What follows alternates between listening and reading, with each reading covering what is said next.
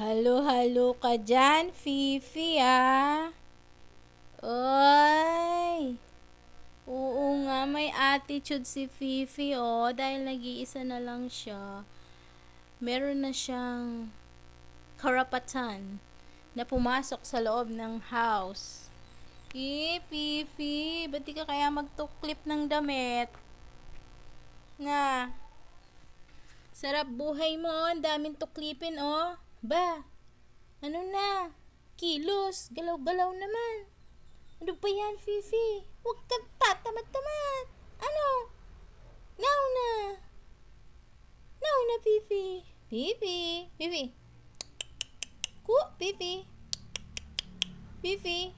Ay, hindi pala ku. Meow. Meow. Pinaglolokohan ko lang si Fifi. Thank you all, guys.